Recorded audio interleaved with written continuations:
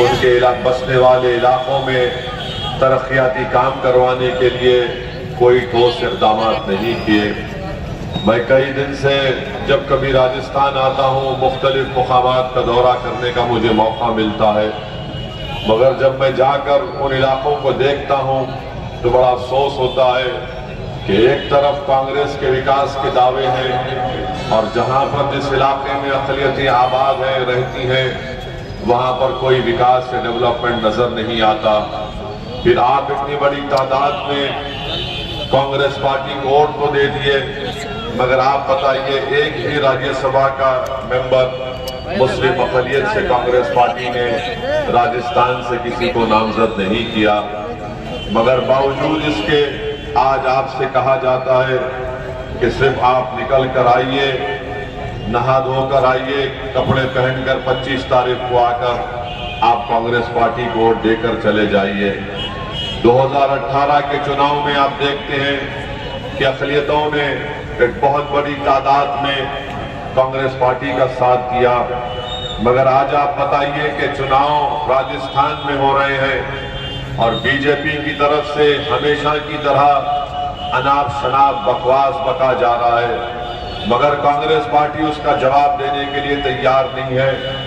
आपके राजस्थान में तिजारा विधानसभा से जो बीजेपी का उम्मीदवार है वो ये कहता है कि यहाँ पर इंडिया और पाकिस्तान का क्रिकेट मैच हो रहा है और अगर इंडिया को जिताना है तो बीजेपी का तिजारा का कैंडिडेट कहता है कि मुझे कामयाब करो।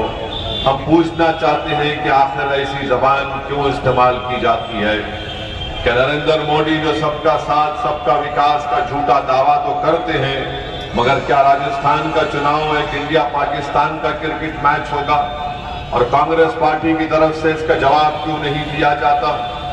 कांग्रेस पार्टी जवाब उस वक्त देती है जब राहुल गांधी पर या गांधी परिवार पर अगर कोई तनकीद करता है तो दिन भर ये कांग्रेस के चमचे पुकारते हैं कि आपने कैसा इस तरह हमारे गांधी परिवार को बोल दिया। मगर एक बीजेपी का उम्मीदवार ये कहता है तिजारा का कि इंडिया पाकिस्तान का क्रिकेट मैच है। आप बताइए मेरे अजीज दोस्तों और बुजुर्गों, कोई दिन नहीं जाता जहां पर बीजेपी की तरफ से इस तरह की बकवास की जाती है, मगर कांग्रेस पार्टी उनका जवाब देने के लिए डरती है। आखिर किस बात का डर है आपको? फिर एक बीजेपी का एक नेता संदीप दाइमा उसका नाम है, उसने अपना एक अनाप शनाप बकवास भाषण में पक दिया तो पंजाब के पूरे सिख खड़े हो गए तो उसको माफी मांगना पड़ा। मगर उसने अपने उस वाहियात बकवास बयान में जहां पर गुरुद्वारों का जिक्र किया तो वहां पर मदरसे और मस्जिद का भी जिक्र किया, उसका कोई जवाब नहीं दिया जाता कांग्रेस पार्टी की तरफ से। आज भारत की राजनीति में बीजेपी मुस्लिम अक़लियत को बिल्कुल खत्म करके रख दिया है। कहीं पर भी नाम भी नहीं लेते बीजेपी के लोग और वहीं पर कांग्रेस पार्टी सिर्फ ये कहती है कि आप चुनाव के दिन कपड़े पहनकर आइए और हम वोट डालकर खामोश घर में बैठ जाइए। मैं आपको बताने आया हूं कि राजस्थान में मुस्लिम अक़लियत का जो माइनॉरिटीज का बजट था वो 90 करोड़ था पिछले साल तक। मेरे बोलने के बाद अशोक गहलोत को शर्मिंदगी हुई तो उन्होंने उसका बढ़ाकर कुछ 250 करोड़ के करीब कर दिया। जिस प्रदेश से मैं आता हूं वहां पर और यहाँ पर मुस्लिम अक़लियत की आबादी एक ही है। फर्क ये है कि वहां पर मजलिस इत्तेहादुल मुस्लिमीन के 7 एमएलए हैं और उस ताकत की बुनियाद पर तेलंगाना में अक़लियतों का बजट 2200 करोड़ रुपये है। आपको मैं बता रहा हूं कि मजलिस की ताकत की वजह से आज तेलंगाना में 201 रेजिडेंशियल स्कूल में 1,80,000 मुस्लिम अक़लियत के बेटियां और बेटे पढ़ रहे हैं। मजलिस की ताकत की वजह से 9 साल में 10,000 से ज्यादा करोड़ खर्चा सिर्फ अक़लियती अल्पसंख्यक समाज डिपार्टमेंट पर खर्चा हुआ। तो आपसे मेरी अपील है कि आप मेरी इन बातों पर गौर करिए और अगर आपको सेकुलरिज्म को बचाना है तो पहले अपने आप को बचाइए। ये हरगिज ऐसा नहीं हो सकता कि सेकुलरिज्म के नाम पर हम तबाह और बर्बाद हो जाएं और किसी एक सियासी पार्टी को वोट देते जाएं। आप बताइए 2018 के चुनाव में कांग्रेस पार्टी ने कितने अक़लियतों को टिकट दिया था, आज वो कम करके रख दिए।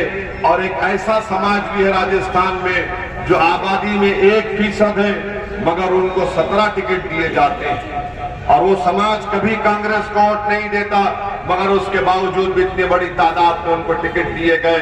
मैं उस समाज को सलाम करता हूं और मैं उम्मीद करता हूं कि अक़लियतें, अल्पसंख्यक समाज इस बार देख समझ कर वोट देंगी।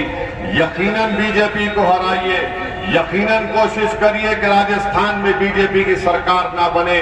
और फिर ये भी मैं कहना चाहूंगा कि 2024 के लोकसभा के चुनाव में हमको और आपको कोशिश करना पड़ेगा कि तीसरी मर्तबा इस देश के प्रधानमंत्री नरेंद्र मोदी ना बने, मगर इस बात का भी ख्याल रखिए कि अपने घर में भी चिराग करिए।